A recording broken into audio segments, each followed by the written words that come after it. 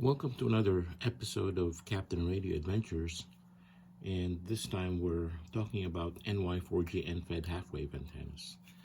And to begin with, what we're looking at is an end-fed half-wave that has a transformer that's capable of sustaining power up to about 120 watts, single sideband, and that's probably a conservative estimate. And this one happens to have a see-through back, so you can see what's on the inside.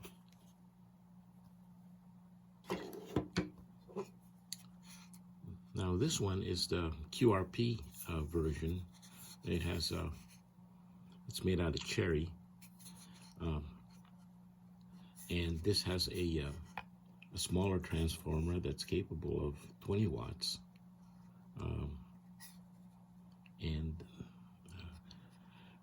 when I have a wood that I'm able to get that's pretty, that's what I use for these antennas. This 120 watt transformer, the winder and enclosure for the transformer is made from African blackwood, which is a very expensive wood, very rare, and I happen to have procured just enough quantities to make a few antennas, maybe 20 or so at most.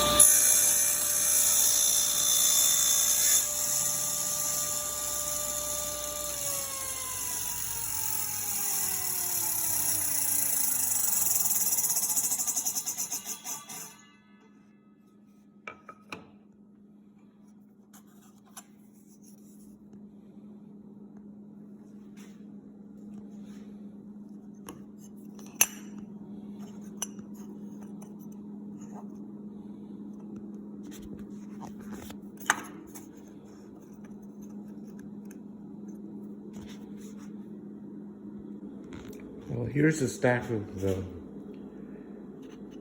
enclosures for the HE120, the 120 watt version of this antenna, and they're ready to be made into antennas. And these are the covers.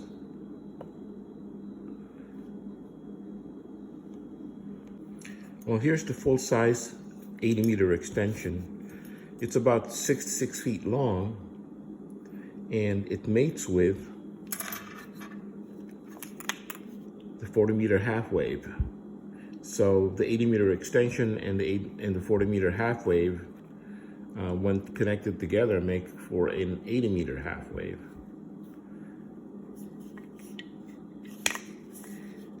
You'll notice that there are 2 holes in the end connector, and that is because we have the option of either shorting it, let me see if I can get closer here, shorting it with a power pole connector, or bridging it with a capacitor. That's 300 picofarad that will raise the frequency in 80 meters to the single sideband section. So 80 meters is so wide, 80-meter half-wave will only have a resonance window below 2.0 to 1. That is about 100 to 120 kilohertz wide. And so if you want to operate in single sideband, you have to put this capacitor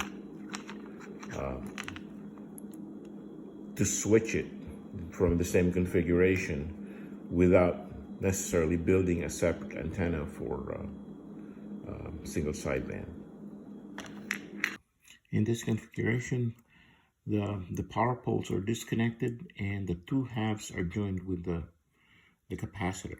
This has the effect of shifting the resonance point from the CW portion of the band to the single sideband or phone portion of the band.